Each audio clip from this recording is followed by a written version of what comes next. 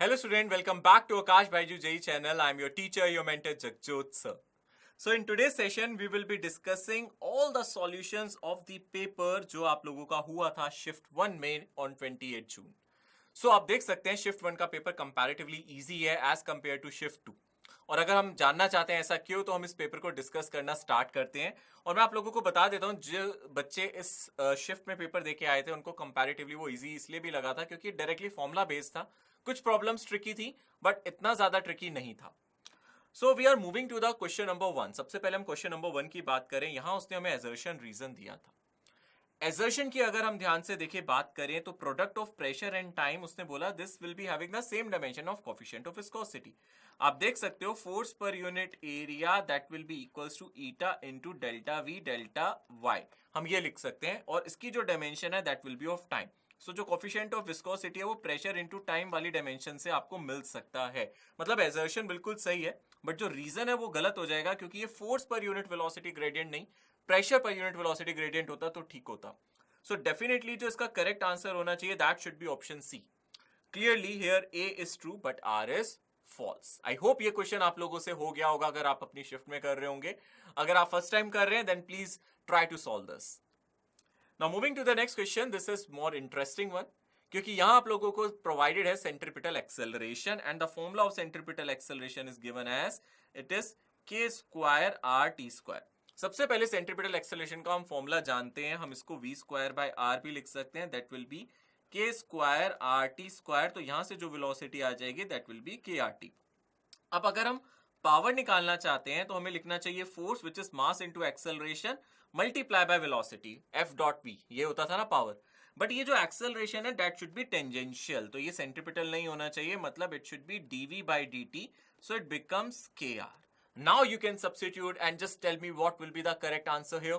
जल्दी से बता दो. अब आपके पास एक्सेलरेशन भी आ गया और वेलोसिटी भी आ गई. वेलोसिटी ये आ गई मल्टीप्लाई करो you will get definitely this answer option C. ठीक है. So detail solution is also provided here. You can because ये डिटेल सॉल्यूशन है आप यहां से भी चेक कर सकते हो if you have any problem. Now moving to the next problem. आप देख सकते हो this is a simple problem of trajectory. Maths में भी अगर आपको x as a function of time y as a function of time दिया हो तो आप टाइम को एलिमिनेट कर दो और इस क्वेश्चन को कर सकते हो. यहां एलिमिनेट करना इजी हो जाएगा क्योंकि हम x is equals to 4 cos omega t लिख सकते हैं और y को लिख सकते हैं 4 sin omega t which is provided here. Now you just square and add. तो अगर आप यहां से देखोगे you will gate 4 squares. Now this is a simple equation of a circle जहां आप लोगों को उसका ओरिजिन पे मिल जाएगा सेंटर और जो उसका रेडियस होगा वो कितना होगा 4 है ना. सो आप देख सकते हो ये सिंपल प्रॉब्लम है जस्ट स्क्वायर और ऐड करने से आ जाएगा. सो जो इससे फाइनल आंसर आएगा that will be a circular trajectory. The answer will be option A. So अभी तक के जो प्रॉब्लम्स थे वो बहुत स्ट्रेट थे बट अगर हम ध्यान से देखें इस प्रॉब्लम में कॉलम मैचिंग आ गया. अब ऐसे क्वेश्चंस थोड़े से टाइम कंज्यूम करते हैं क्योंकि आपको एक ही क्वेश्चन में 4 पार्ट्स को सॉल्व करना होता है और चेक करना होता है. But here it's not very difficult क्योंकि अगर आप ध्यान से देखो यहां हमें सबसे पहले मोमेंट ऑफ इनर्शिया एक सॉलिड सिलेंडर का निकालना है. और अगर हम सॉलिड सिलेंडर की बात करें हम इसको डिस्क ले सकते हैं है ना. हमें पता है इस एक्सिस से इसका mr स्क्वायर बाय 2 होता है तो अगर हम पैरेलल एक्सिस थ्योरम से निकालेंगे तो यहां से mr square by 2 plus mr square आ जाएगा. So it becomes 3/2 mr square. So आप देख सकते हैं ए 4 से मैच करेगा. Moment of inertia of a solid sphere about its tangent. अब आप इसके लिए भी निकाल सकते हैं. आपको पता है यहां से 2/5 mr square plus mr square हो जाएगा 7/5 mr स्क्वायर हो जाएगा. रिंग के लिए भी आप कैलकुलेट कर सकते हो अबाउट इट्स डायमीटर. आपको पता है रिंग का वैसे होता क्या है. रिंग की अगर मैं बात करूं वैसे mr स्क्वायर होता है about axis about any axis which is perpendicular to the plane but it is about the diameter उसने पूछा. तो आप समझ गए यहां से कितना हो जाएगा. यहां से आप लोगों को mr स्क्वायर बाय 2 मिलेगा. इसके बाद हमें पता है डिस्क अबाउट इट्स डायमीटर. जो बचा हुआ ऑप्शन है वो उसी से मैच करेगा तो सॉल्व करने की जरूरत भी नहीं है. सो क्लियरली अगर आप यहां से सारी मैचिंग करेंगे ये सारे आप लोगों को मोमेंट ऑफ इनर्शिया मैंने प्रोवाइड कर दिए. You will get option D as the correct answer. Now moving to the next problem. आप देख सकते हो ग्रेविटेशन का प्रॉब्लम है. 2 planets A and B of equal mass having their period of revolution TA and TB such that TA is equals to 2 TB. These planets are revolving in circular orbit of radius RA and RB. Now which of the following would be the correct relationship of their orbits? So clearly यहां से जो आपको formula apply करना है that will be T square. और क्या relation होता है इसका ऑर्बिट रेडियस से आप लोग बताओ मुझे. What is the relation. T square is proportional to क्या होता है बच्चों. क्या होता है it is proportional to R cube. So आप यहां से ये लिख सकते हैं TA डिवाइडेड बाई TB, इसका जो होल स्क्वायर होगा that will B RA divided by RB, इसका होल क्यूब। और यहां से आप लोगों को TA दे रखा है 2B, है ना, तो यहां से क्या आ जाएगा 2TA हमें दे रखा है 2TB, तो यहां से 2TB मतलब यहां से 2 का square it will B RA cube divided by RB cube. तो क्लियरली आप लोगों को यहां से रिलेशन नजर आ रहा है, that correct answer will be option C.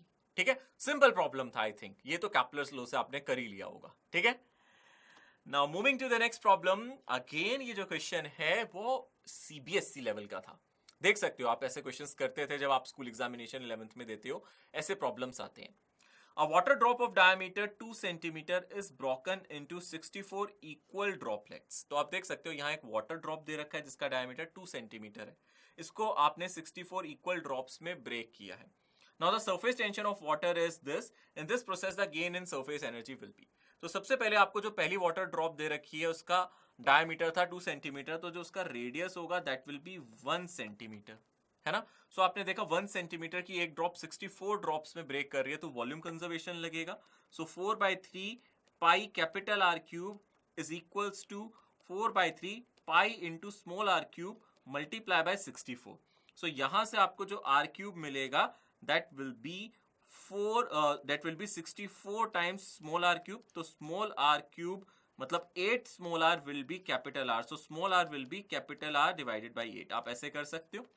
ठीक है, सो यहां से आपको रेडियस मिल गया। अब हमें करना क्या है, हमें निकालना है चेंज इन सरफेस एरिया, मतलब जो इनिशियल सरफेस एरिया था और फाइनल सरफेस एरिया वो।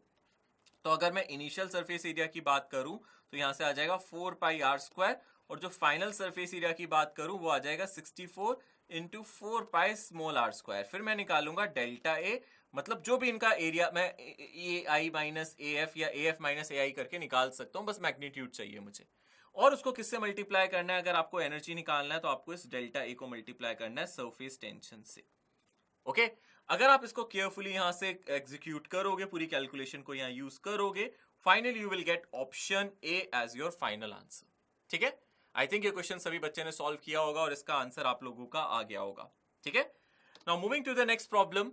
अगली प्रॉब्लम की तरफ मूव करें। Given below are two statement. Statement 1, when mu amount of an ideal gas undergoes adiabatic change with the process P1 V1 T1 to P2 V2 T2, then the work done is given by this process where gamma is equals to Cp by Cv, where R is a universal gas constant।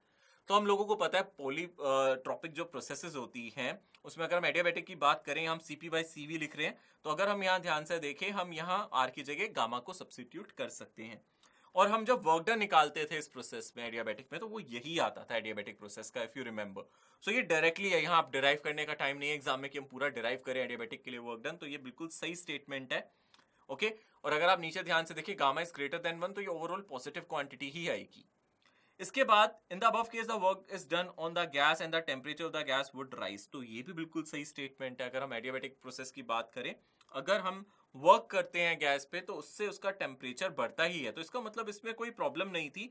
आप इसको ऐसे भी verify कर सकते हैं, since it is adiabatic process. आपको पता है जब फर्स्ट लॉ हम लिखते हैं थर्मोडायनेमिक्स का, डेल्टा क्यू इज जो भी आपका वर्क डन है plus change in internal energy. ठीक है, सो इस केस में अगर मैं ध्यान से देखूंगा, ये मेरी एडियाबैटिक प्रोसेस है और इस प्रोसेस में मैं क्या कर सकता हूं, डेल्टा क्यू को 0 रख सकता हूं। तो यहां से अगर मैं क्या कर रहा हूं, in the above case if work is done on the gas, तो इसका मतलब डेल्टा डब्ल्यू मेरा नेगेटिव है, तो वो जितना भी आप वर्क डन कर रहे हो वो उसके टेम्परेचर को बढ़ाने में, मतलब इंटरनल एनर्जी को बढ़ाने में कंज्यूम होगा। सो डेफिनेटली यहां मेरी स्टेटमेंट 1 और 2 दोनों करेक्ट है। Now moving to the next problem. आप देख सकते हो अगेन यहां स्टेटमेंट 1 स्टेटमेंट 2 प्रोवाइडेड है। Here it is provided that a point charge is brought in an electric field. Now the value of electric field at a point near to the charge may increase if charge is positive. Statement 2 is given as dipole is placed in a non-uniform electric field. The net electric force on the dipole will not be 0. Choose the correct option. ठीक है, अब आप ध्यान से देखो, ये बिल्कुल सही बात कह रहा है। स्टेटमेंट 1 भी बिल्कुल सही है, क्योंकि अगर हम स्टेटमेंट 1 की बात कर रहे हैं, हम एक चार्ज पार्टिकल रख रहे हैं, अगर इलेक्ट्रिक फील्ड और उस चार्ज पार्टिकल की फील्ड को इंसिडेंस करती है, then it will be a increment in field, तो वो मे कह रहा है, तो मतलब बढ़ सकती है, उसमें कोई प्रॉब्लम नहीं है। इसी के साथ साथ नॉन यूनिफॉर्म इलेक्ट्रिक फील्ड में जब हम डाइपोल रखते हैं तो दोनों चार्जेस पे सेम फोर्स नहीं आएगा, जिसकी वजह से नेट फोर्स जीरो नहीं होगा। अगर यूनिफॉर्म इलेक्ट्रिक फील्ड होती तो नेट फोर्स जीरो होता, but here net force will not be zero because electric field is not same on both the charges, so definitely net force zero नहीं होगा। So both statement are true here as well. Now there is a next problem. This is from electrostatics. यहां आप देख सकते हो 3 charges Q are placed. आप देख सकते हो दो चार्जेस Q by 2 है, एक तीसरा चार्ज Q है, और हम लोगों से पूछ रहे थे magnitude of electric field at the corner D of the square. देखो अब इससे सिंपल प्रॉब्लम नहीं पूछ सकता, क्योंकि यहां आप लोगों को बस क्या करना है, एक इलेक्ट्रिक फील्ड कैलकुलेट करनी है नीचे वाले चार्ज से, एक इधर और एक इलेक्ट्रिक फील्ड इधर। तो इसका मतलब ये इलेक्ट्रिक फील्ड को मैं कुछ ई डैश कह देता हूं, बाकी ये दोनों इलेक्ट्रिक फील्ड सेम होगी, ठीक है। सो यहां बस हमें ये याद रखना है, यहां जो रिजल्टेंट आएगा वो वेक्टर आएगा, और यहां से ये जो डिस्टेंस है ये हमारा डिस्टेंस होगा a√2। सो अब सिंपली इलेक्ट्रिक फील्ड का फॉर्मूला आपको पता है kq बाय डिस्टेंस स्क्वायर होता है, उसी को मैंने यहाँ यूज किया। तो सबसे पहले मैंने इन्हीं इलेक्ट्रिक फील्ड्स को यहाँ सब्स्टिट्यूट किया and then I have calculated the resultant electric field. So अगर आप इसको ओवरऑल कैलकुलेट करोगे, सिंपली आप एक इलेक्ट्रिक फील्ड यहां रखोगे, एक इलेक्ट्रिक फील्ड यहां रखोगे, and then you calculate the resultant electric field, you will get this answer, ठीक है। सो आप देख सकते हो तीनों इलेक्ट्रिक फील्ड का रिजल्टेंट यहां से निकाला जा सकता है। आप शॉर्ट तरीके से भी कर सकते हो, आप कह सकते हो सर ये वाली इलेक्ट्रिक फील्ड अगर E है, ये E है, इन दोनों का रिजल्टेंट e√2 आएगा, है ना। और आप E की वैल्यू आप ऐसे भी तो लिख सकते हो ना, kq स्क्वायर डिवाइडेड बाय, क्योंकि यहाँ चार्ज हमारा q by 2 है, तो यहां से आ जाएगा k q by 2 का होल स्क्वायर, और डिवाइडेड बाय क्या आ जाएगा, d स्क्वायर। तो यहां से e√2 हम निकाल लेंगे, और अगर मैं इस इलेक्ट्रिक फील्ड की बात करूं जिसको मैं e डैश कह रहा हूं, that will B kq square divided by जो डिस्टेंस है वो है a√2 इसका स्क्वायर। तो इन दोनों का रिजल्टेंट डायरेक्टली e√2 से ऐड किया जा सकता है, हम डायरेक्टली भी कर सकते हैं, ठीक है। So the answer will be option A for this question. Now we are moving to the next problem. Simple problem है, क्योंकि मैंने अपने एक सेशन में डिस्कस भी किया था इसके बारे में कि इस तरीके के प्रॉब्लम्स जेईई मेंस में आ सकते हैं, जहां आपको वेरिएशन पूछ सकता है मैग्नेटिक फील्ड का डिस्टेंस के साथ। सो क्लियरली अगर आप ध्यान से यहां देख रहे हो, यहां एक एक्सिस आप लोगों को प्रोवाइडेड है, सिलेंडर है, होलो है।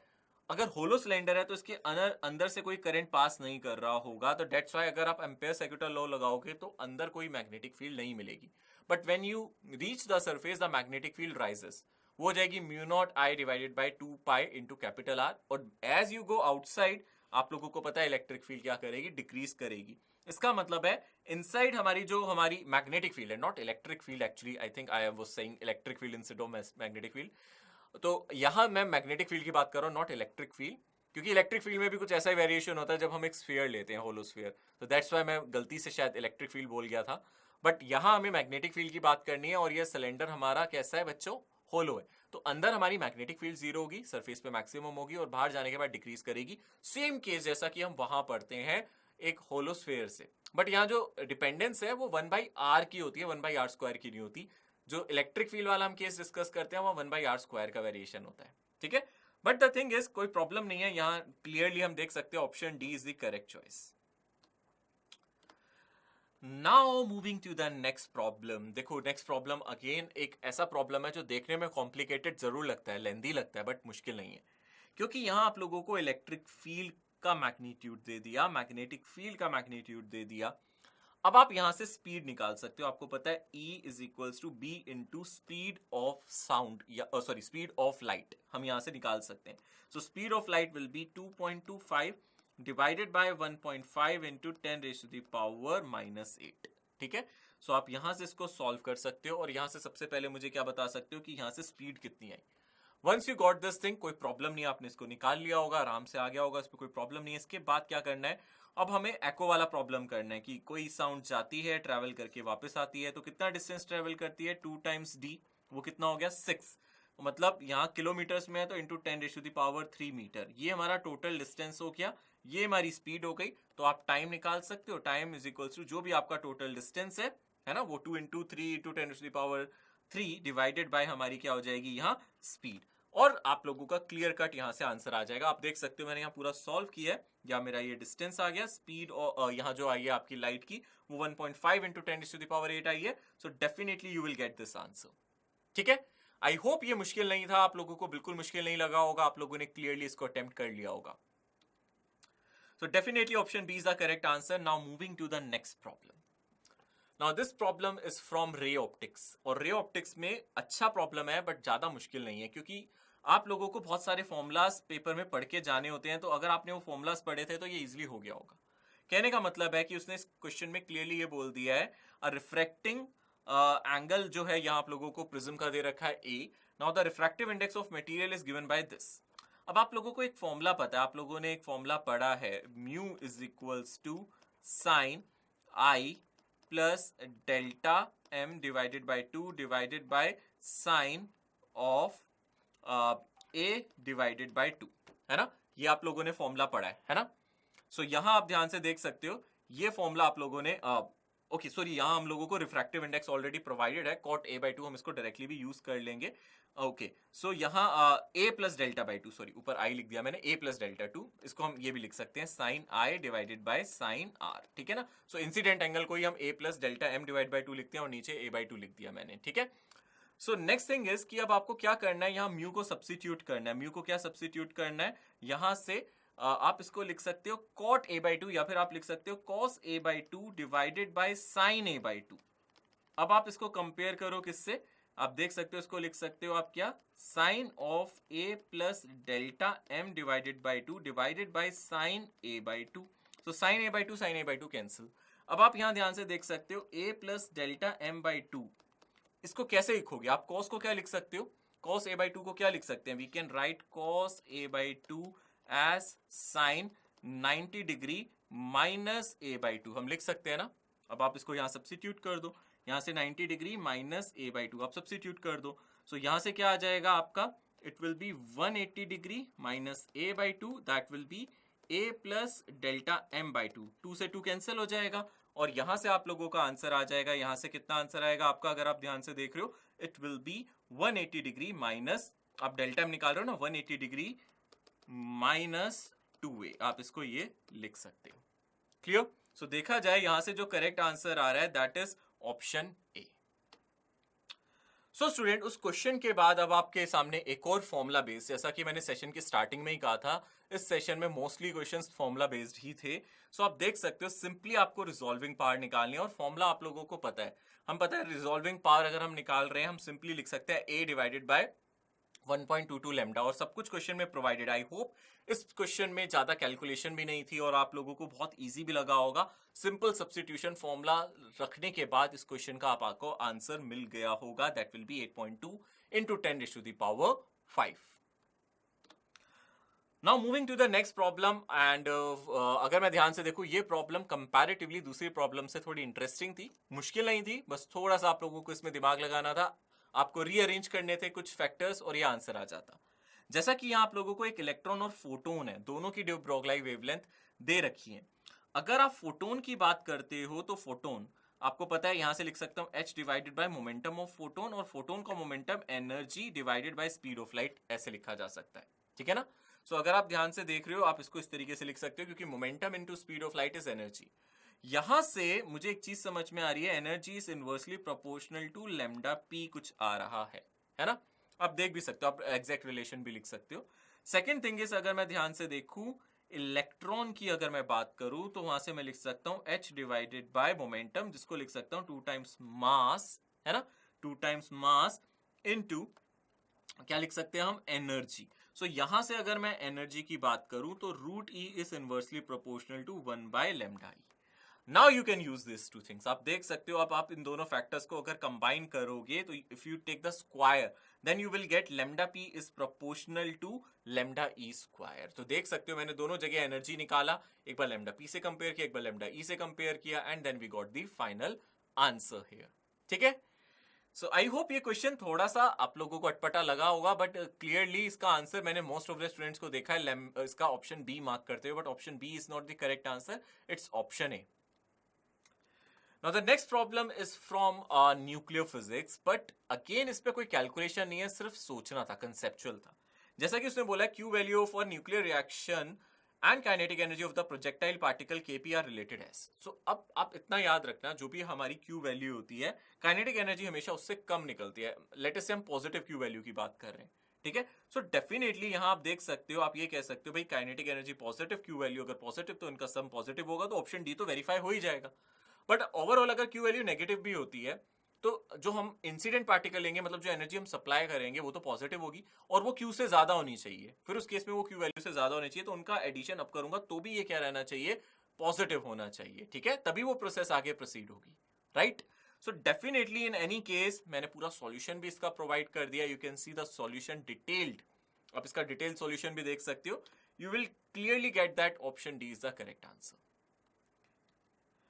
Now moving to the next problem, this problem is quite interesting क्योंकि यहाँ उसने डायरेक्टली लॉजिक गेट्स नहीं दिए बट उसको अलग तरीके से बनाया। बट अगर आपको आइडेंटिफाई करना आ गया होगा तो मैं देख सकता हूँ कई बच्चों ने आइडेंटिफाई कर लिया एंड और गेट।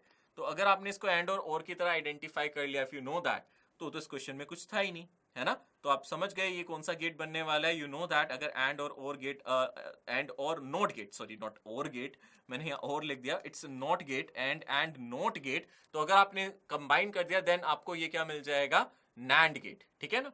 एक एंड हो गया और दूसरा मेरा, अच्छा ये आप देख रहे हो ना ट्रांजिस्टर में इस तरीके के कनेक्शन से बताया जाता है, this is a not gate. So इन दोनों को कंबाइन करेंगे then you will get NAND gate. So final answer will be NAND gate. तो आपको समझ में आ गया, आप नैंड गेट का यहां से जो भी एक्सप्रेशन है उसको यूज कर सकते हो, right. Okay, so now moving to the next problem. Again assertion reason problem है और आप लोगों से सिंपल सी बात पूछ रहा है, एनपीएन और पीएनपी ट्रांजिस्टर को आप कंपेयर करो।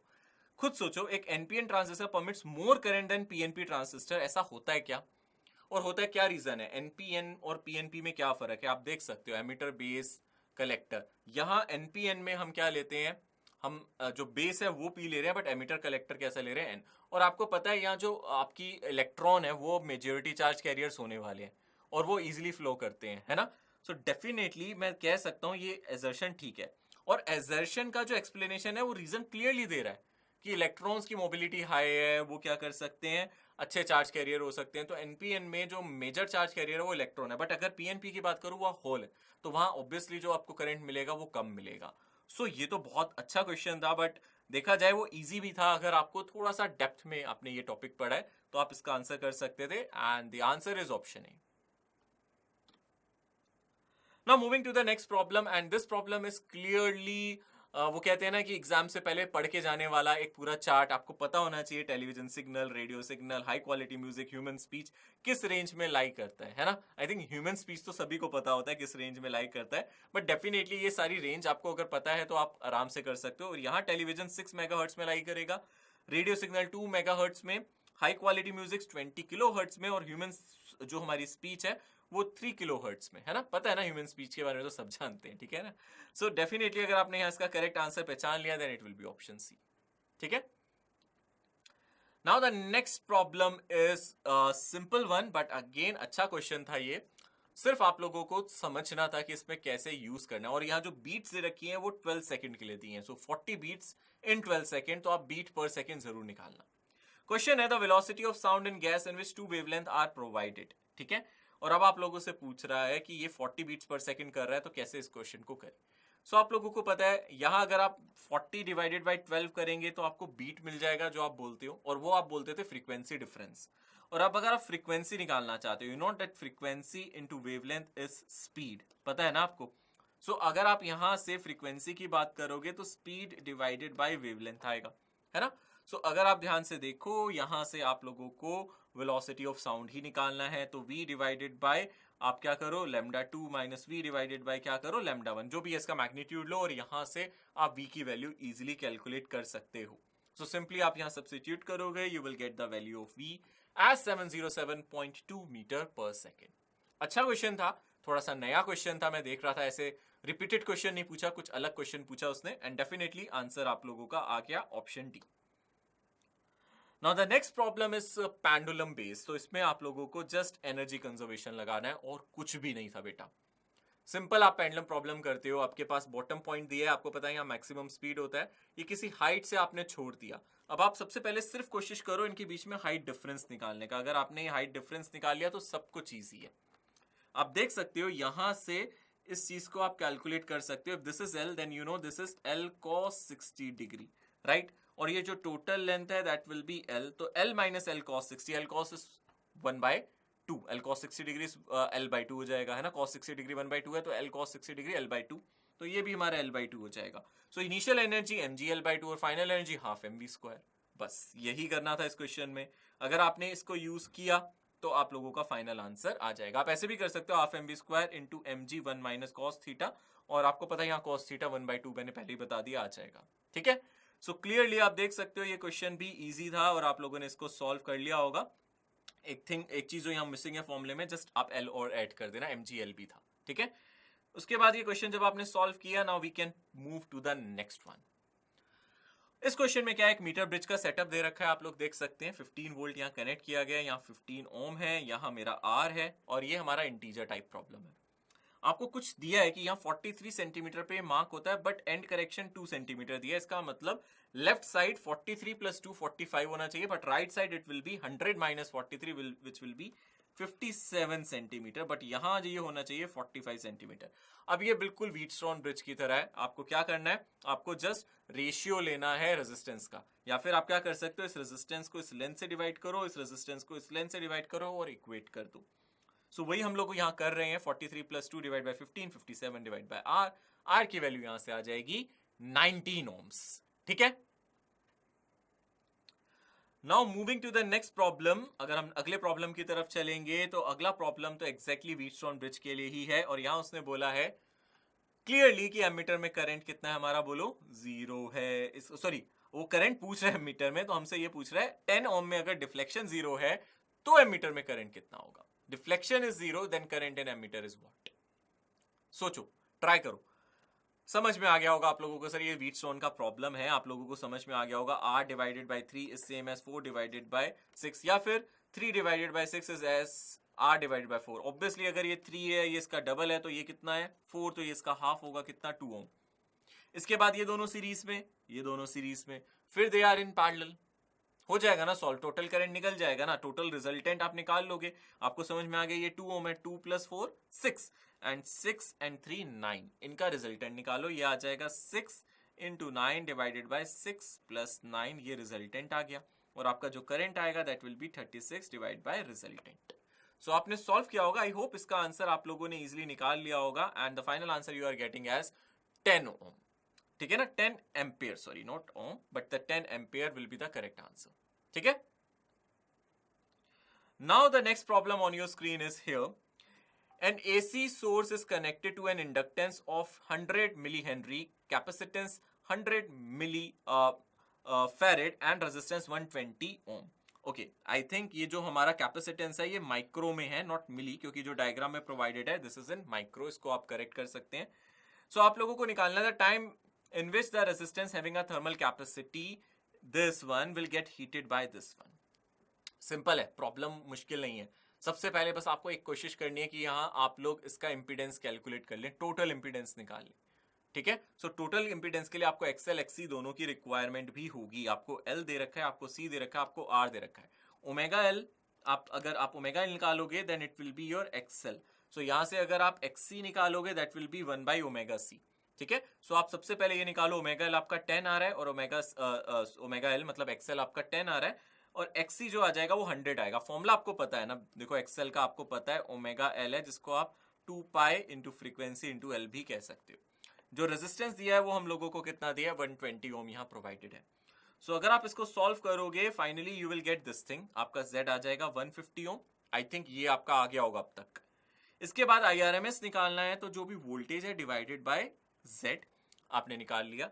Now I square RT will be the total energy, heat energy, है ना, power into time. इसको इक्वेट कर देना है हम लोगों को किससे, इसको हमें इक्वेट कर देना है, ये हमें 2 जूल पर डिग्री सेल्सियस दिया और हमें चेंज इन टेम्परेचर कितना चाहिए, 16 डिग्री सेल्सियस. मतलब इन दोनों को आपस में मल्टीप्लाई करोगे तो टोटल हीट आएगी. So we will get 32 here. So on solving this we will get time as 15. So जो आंसर आएगा यहां से that will be 15 seconds. Now moving to the next problem. Now this is simple, formula based. आप लोगों को यहाँ position vector दिया 3i cap minus j cap. The position vector of 1 kg object is this. Velocity is provided as 3j cap minus k cap meter per second. The magnitude of its angular momentum is this. Angular momentum का formula आप सोचो क्या होता है. क्या हम इसको r cross mv लिख सकते हैं, है ना? क्या हम इसको r क्रॉस mv लिख सकते हैं? और अच्छी बात है हमारा मास 1 दे रखा है तो जो v है वही बन जाएगा. ठीक है. सो सिर्फ और सिर्फ क्रॉस प्रोडक्ट लेके सॉल्व ही करना था इस प्रॉब्लम को, तो और कुछ करना भी नहीं था. और अगर आपने सॉल्व करा उसके बाद मैग्नीट्यूड निकाला, वो इंपॉर्टेंट है. कई बच्चों ने कहा सर पता नहीं वेक्टर्स में आ रहा था. अब भाई आपको तो मैग्नीट्यूड ही पूछ रहा है ना, तभी तो रूट एक्स से कंपेयर कर रहा है, वो वेक्टर में थोड़ा पूछ रहा है. सो जस्ट इसका मैग्नीट्यूड जरूर निकाल लेना. 1 square plus 3 square plus 9 square definitely root 91 आएगा. Compare it with root X, you will get X as 91. ठीक है, simple easy question. Next problem. A man of 60 kg is running on the rod and suddenly jump into the stationary trolley car of mass 120 kg. Now the trolley starts moving with the velocity 2 meter per second along the man, of course. The velocity of the running man was. यार ये तो बहुत simple question था. I think इस level के questions में तो आपको कोई प्रॉब्लम हुई भी नहीं होगी कि भाई एक मैन रन करते हुए आ रहा है. अब इसका भी कुछ मास है. इसका मास कितना है? 60 kg. लेट अस से हम इसको m1 ले लेते हैं. ट्रॉली के मास को मैं m2 ले लेता हूं. वैसे वो हम लोगों को 120 kg थी. सो इनिशियली इसके पास कुछ स्पीड होगी. कंजर्वेशन ऑफ लीनियर मोमेंटम लगाना था बस. ठीक है. सो आप कह सकते हो initial momentum is m1 into जो भी मैन की स्पीड थी v1. This is same as m1 plus m2, क्योंकि फाइनली वो सेम स्पीड से चल रहे हैं. That will B this. तो ये मेरा v फाइनल हो गया. और v फाइनल क्वेश्चन में गिवन है 2. आपको सिर्फ v1 यहां से कैलकुलेट करना था. मतलब m1 plus m2 into v final divide by m1, बस इतना. तो अगर आपने इतना कर लिया तो कोई प्रॉब्लम ही नहीं थी, राइट? अगर आपने इतना कर लिया यू विल गेट 6 मीटर पर सेकेंड. और ये सिंपल था, इसमें कोई प्रॉब्लम नहीं थी. Now student, the next problem is the total internal energy of 2 mole of monoatomic ideal gas at temperature 300 Kelvin. Total internal energy आपको पता है NCV डेल्टा T की ये बात कर रहा है. नंबर ऑफ मोल्स दे रहा है CV3/2R डाल दो, R की वैल्यू दे रहा है और सॉल्व कर दो. इससे सिंपल क्या होगा, है ना? सो आप क्लियरली देख सकते हो NCV डेल्टा T से आप इसको इजीली निकाल सकते हो. You can see 2 moles 3R/2 is CV and temperature kelvin में हम देख सकते हैं 300. So we substitute here and we get this answer. ठीक है. आई थिंक ये क्वेश्चन में कोई भी प्रॉब्लम अगेन किसी बच्चे को नहीं थी. नेक्स्ट प्रॉब्लम, इसको भी आप लोगों ने देखा, इसको भी मैंने देखा है बहुत कम स्टूडेंट्स है जिनका इसका गलत आंसर आया होगा, क्योंकि मोस्ट ऑफ द स्टूडेंट्स ने इसका आंसर भी ठीक दिया था. बट ध्यान से देखिए यहां हो क्या रहा है. 2 ब्लॉक्स हैं, एक 4m का मास, एक m का मास, और आप लोगों को ये दे रखा है कोई फ्रिक्शन नहीं है, आइस स्लैब पे रखा है. मतलब आइस स्लैब पे कहने का मतलब यही है कि हम यहाँ फ्रिक्शन इग्नोर कर सकते हैं. Friction can be considered as 0 है. सो स्टूडेंट यहां आप लोगों को क्या करना है, आप सोचो नीचे जो फोर्स लग रहा होगा वो कितना होगा, mg. आप जो टेंशन है ना उसको इग्नोर कर दो, just ignore the tension here, वो इंटरनल फोर्स की तरह होगा. सो 2mg फोर्स इसको लेफ्ट साइड ले जा रहा है और mg इसको रोक रहा है. जो नेट फोर्स हो जाएगा that will B 2mg minus mg, जो इसको एक्सेलरेट करा रहा होगा, divided by total mass which is 5m. सो यहां आप इसका एक्सेलरेशन इजिली निकाल सकते हो. सो क्लियरली अगर आप एक्सेलरेशन निकालोगे यू विल गेट g/5. और फिर टेंशन निकालना है तो आप क्या कर सकते हो, जो भी नीचे वाला ऑब्जेक्ट था आप ऊपर लिख सकते हो टेंशन और नीचे लिख सकते हो mg. Then you can write T minus mg is equals to mass into acceleration. Acceleration आपका ऑलरेडी आ गया. सॉल्व करो, यहां से टेंशन आप लोगों का कितना आ जाएगा, m multiply by g plus g/5 which is 6mg/5 and you will get x is equals to 6 by comparison, क्योंकि हमें ये स्ट्रिंग का टेंशन दे रखा था x divided by mg. ठीक है. So on solving this problem you get the right answer as 6. Okay.